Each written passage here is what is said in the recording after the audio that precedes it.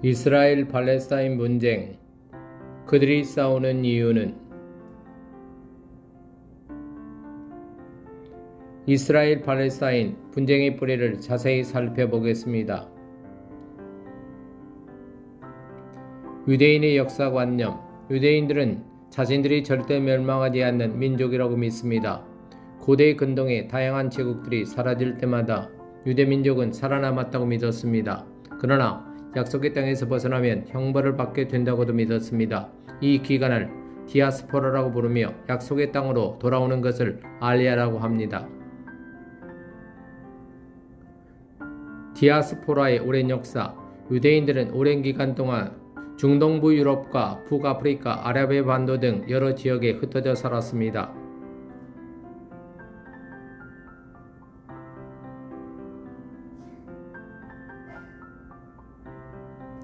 반유대주의의 역사. 유럽에서 반유대주의가 생겼습니다.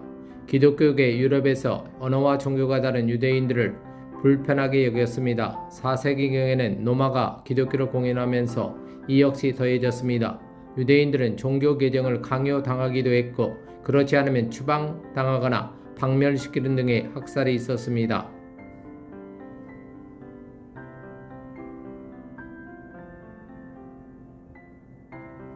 유대인 디아스포라의 보호. 유대인 디아스포라라는 처음에는 아랍 사회에서 보호를 받았습니다. 15세기 기독교 세력이 이베리아 반도를 정복하면서 유대인들이 아랍 사회로 피난을 가게 되었습니다.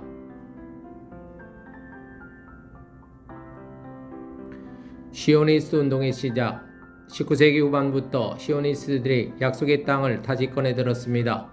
오스트리아 출신 언론인 헤르츠는 1896년에 유대 국가를 제안하며 국가 건설을 주장했습니다. 그는 이를 위해 1차 시오니스트 대회를 열었고 국가 건설의 꿈을 현실화하기 위해 노력했습니다.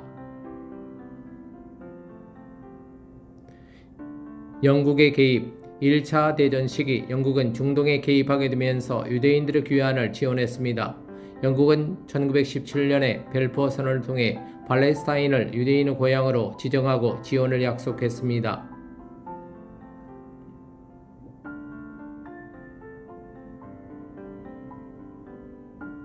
이스라엘의 독립선언. 1948년 이스라엘은 독립을 선포하며 건국을 선언했습니다. 이로 인해 팔레스타인과 이스라엘 간의 갈등이 시작되었습니다.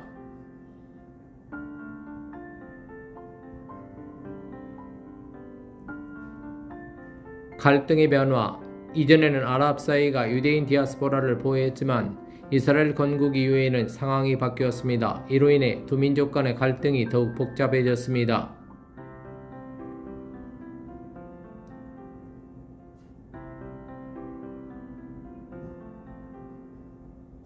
이렇게 역사적인 배경을 살펴보면 이팔 분쟁이 어떻게 시작되었는지 이해할 수 있습니다.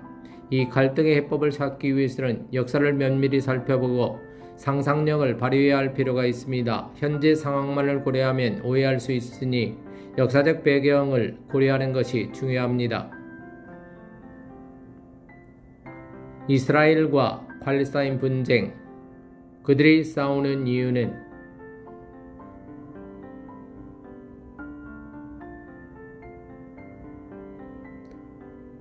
분쟁의 시작.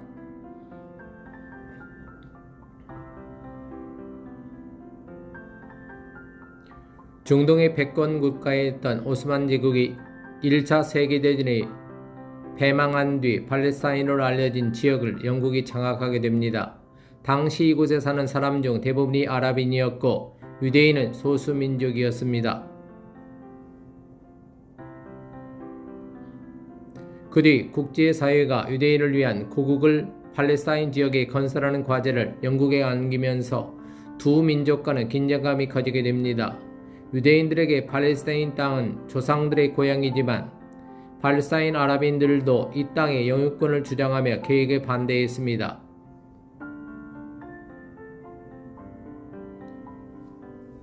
그러던 중 1920년대와 40년대 사이 2차 세계대전에서 벌어진 홀로코스트를 피해 팔레스타인 지역에 도착하는 유대인이 늘게 됐습니다. 이는 곧 유대인과 아랍인 사이의 폭력 사태로 이어졌고 영국의 통치에 대한 반감도 커졌습니다.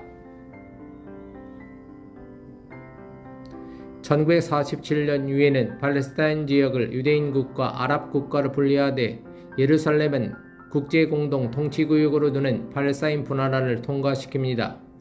예루살렘은 누구의 소유도 아닌 국제도시가 될 계획이었습니다. 하지만 이 분화란은 유대인 지도자들은 받아들였지만 아랍 측의 거부로 결국 실행되지를 못했습니다.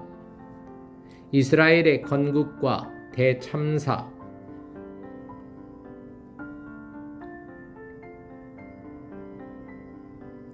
1948년 문제를 해결하지 못한 영국 통치자들은 팔레스타인 지역에서 철수했고 그 뒤 유대인 지도자들은 이스라엘 국가 건국을 선언했습니다. 많은 팔레스타인들은 이스라엘의 국가 수립에 반대했고 1차 중동 전쟁이 이어졌습니다. 이후 아랍 국가들의 군대들이 팔레스타인 지역을 침략하게 됩니다. 이로 인해 팔레스타인 지역 주민 수십만 명이 피난길에 나서야 했고 이 사건은 아랍어로 알-나크바 혹은 대재앙으로 불립니다. 이듬해 1차 중동전쟁이 휴전으로 끝날 무렵 이스라엘은 팔레스타인 지역의 대부분을 장악하게 됩니다.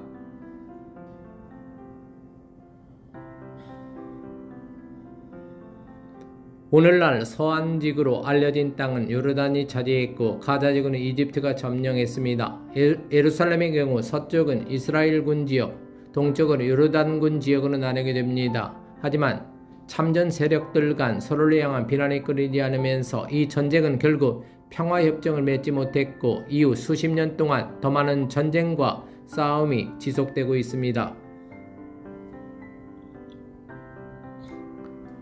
제3차 중동전쟁 그리고 1967년 또 다른 전쟁이 발생합니다. 그 결과 이스라엘은 동예루살렘과 서안지구, 시리아 골란공원, 가자지구와 이집트 시나이 반도까지 점령하게 됩니다. 팔레스타인 난민 대다수와 그 후손들은 가자지구와 요르단, 시리아, 레바논에 흩어져 살고 있습니다. 이스라엘은 이들이 고향으로 돌아오는 것을 허락하지 않고 있습니다. 이스라엘은 이들이 귀향하면 이스라엘이 압도될 것이고 유대인 국가들의 존재를 위협당하게 된다고 주장하고 있습니다. 이스라엘은 여전히 서안지구를 점령하고 있습니다. 가자지구에선 철수했지만 유엔은 가자지구를 이스라엘 점령지 일부로 간주하고 있습니다.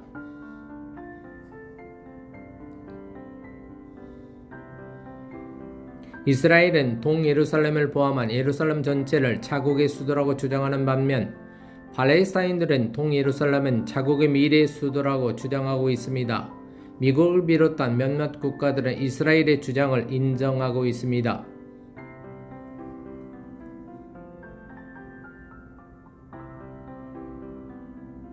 지난 50년간 이스라엘이 동예루살렘에 유대인 정착존을 건설한 결과 현재 유대인 60만 명이 동예루살렘에 살고 있습니다. 팔레스타인 측에선 유대인의 동예루살렘 정착은 국제법상 불법이며 평화의 장애물이라고 말하지만 이스라엘은 이를 부인하고 있습니다.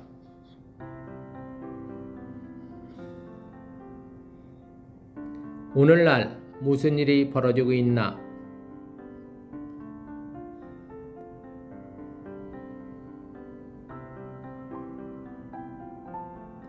동예루살렘과 가자지구, 서안지구에는 여러 차례 이스라엘과 팔레스타인 주민 간 긴장이 고조되었습니다.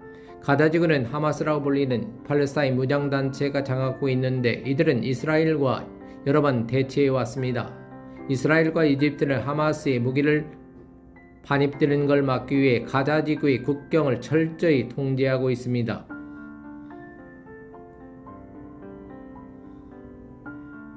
가자지구와 요르단 서쪽의 서안지구에 사는 팔레스타인들은 이스라엘 정부의 행동과 제한으로 고통을 겪고 있다고 말합니다. 이스라엘 정부는 팔레스타인의 폭력에 대한 방어 행동일 뿐이라는 입장입니다. 이런 가운데 2021년 4월 중순 라마단이 시작된 이후에 이스라엘 경찰과 팔레스타인 시민이 야간에 충돌하는 것이 잦아지며 사태가 고조되고 있습니다.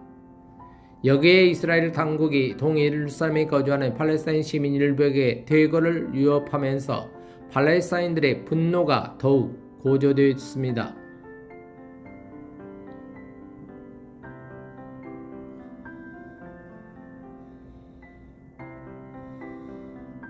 양측 갈등의 핵심 사안.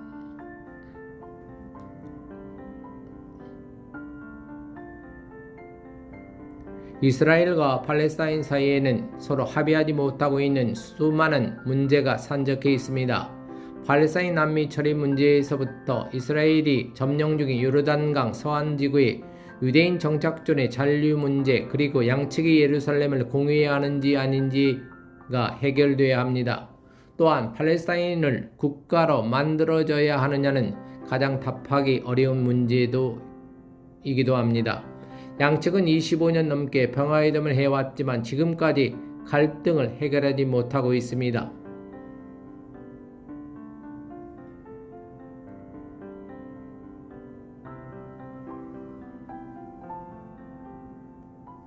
미래의 전망은